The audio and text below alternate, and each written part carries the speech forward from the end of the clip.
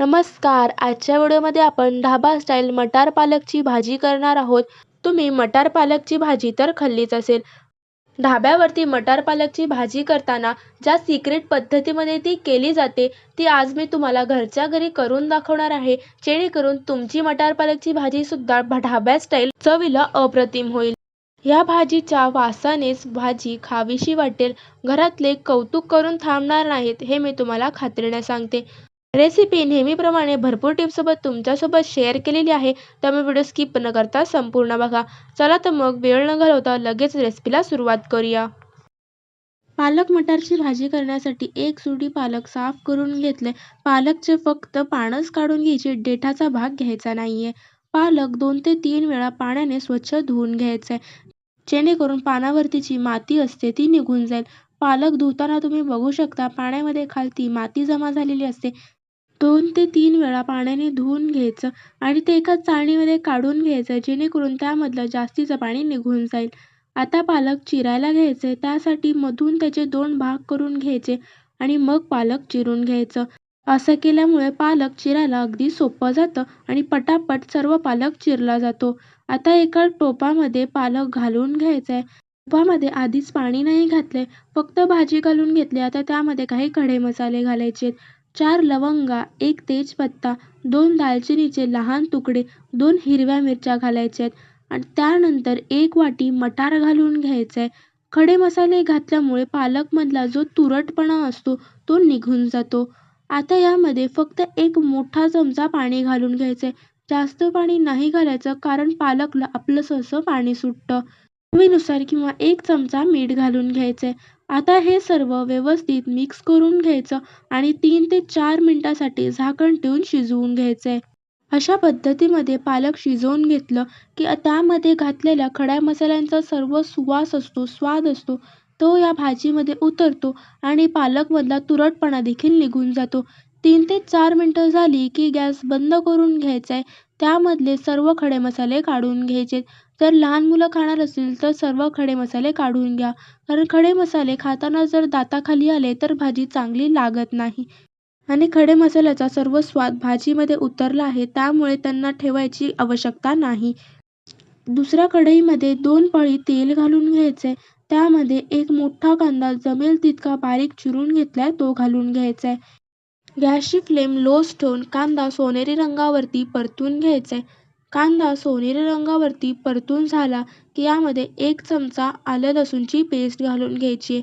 आलं लसूणच्या पेस्टचा कच्चेपणा जाईपर्यंत अर्धा मिनिटभर ती परतून घ्यायची.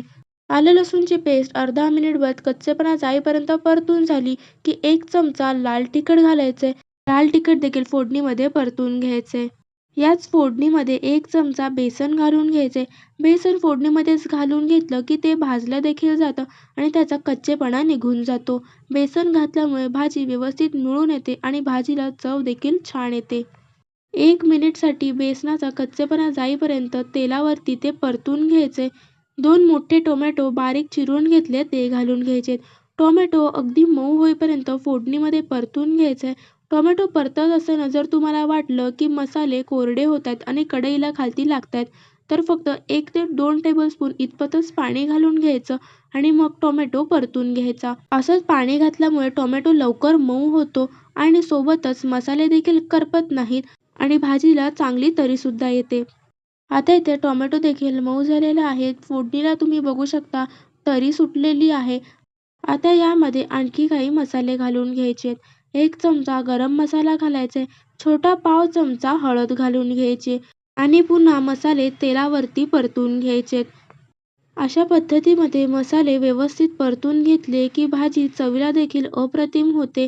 तुम्ही बघू शकता सर्व मसाले व्यवस्थित परतले गेले. फोडणी छान तयार झाली. यामध्ये आता भाजी घालून घ्यायची. भाजी घालताना ती पाण्यासकटच घालून घ्यायची. ज्यावेळेस खडे मसाले घालून भाजी वेगळी शिजवली जाते आणि त्यानंतर अशा पद्धतीत केली जाते, त्यावेळेस भाजीला आणखी छान चव येते. पालकचा तुरटपणा निघून जातो आणि खडा मसाल्यांचा स्वाद असतो तो भाजीमध्ये उतरतो. भाजी शिजवण्यासाठी यामध्ये गरम पाणी घालायचे. गरम पाणी घातल्यामुळे भाजीचं तापमान असतं ते मेंटेन राहतं भाजीला तरी खूप छान येते. ढाब्यावरती सुद्धा अशाच पद्धतीमध्ये भाजी केली जाते. ढाब्यावर केली जाणाऱ्या पद्धतीमध्येच तुम्हाला मी भाजी करून दाखवली आहे. रेसिपी कशी वाटली हे कमेंट करून सांगायला अजिबात विसरू नका. 5 ते 6 मिनिटसाठी झाकण ठेवून भाजी शिजवायला ठेवून द्यायची. त्याआधी यामध्ये अर्धा चमचा मीठ घालून घ्यायचं आहे. आधी भाजी शिजवताना आपण मीठ घातलं होतं, त्यामुळे मीठ आता घालताना थोडं कमीच घालावं. मीठ मिक्स करून झालं की झाकण ठेवून 5 ते 6 मिनिटांसाठी गॅसची फ्लेम लो ठेवून भाजी शिजवून घ्यायची. 5 ते 6 मिनिटं झाली की झाकण काढून घ्यायचे आणि भाजी चेक करून घ्यायची. तुम्ही बघू शकता भाजीला छान तरी देखील आलेली आहे. आता यामधला एक मटार काढून चेक करून घेऊया. मटार देखील पटकन दाबला गेलाय. याच्यावरूनच कळते की भाजी व्यवस्थित शिजली गेलेली आहे. ढाबा स्टाईल भाजी करण्यासाठी याला एक फोडणी द्यायची आहे. ढाबा स्टाईल भाजी करण्यासाठी ही फोडणी देणं आवश्यक आहे. पण जर तुम्हाला वाटत असेल की जास्त तेल होईल, तर तुम्ही ही फोडणी स्किप केली तरी चालेल. फोडणी देण्यासाठी फोडणी पात्रामध्ये 1 पळी तेल घालायचं आहे, अर्धा चमचा जिरं घालायचं आहे, 2 लाल मिरच्या घालायच्या आहेत आणि अर्धा चमचा रंगाचं लाल तिखट घालून घ्यायचं आहे.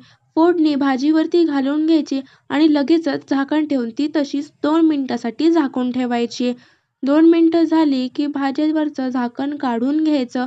कोथिंबीर घालून ती गार्निश करून घ्यायची. ही फोडणी करताना मी यामध्ये तेलाचा वापर केलाय. तुम्ही तूप किंवा बटरसुद्धा वापरू शकता. पण जर तुम्हाला वाटत असेल की जास्तीचं तेल दिसतंय, तर तुम्ही फोडणी स्किप देखील करू शकता. ढाबा स्टाईल मटार पालकची भाजी तयार झालेली आहे.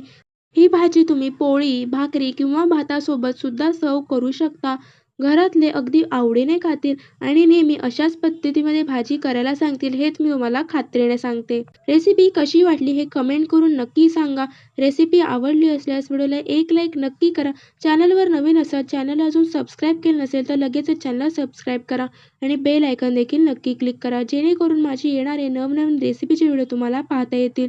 भेटूया पुन्हा अशाच एका नवीन रेसिपीसोबत नवीन व्हिडिओमध्ये. तोपर्यंत धन्यवाद.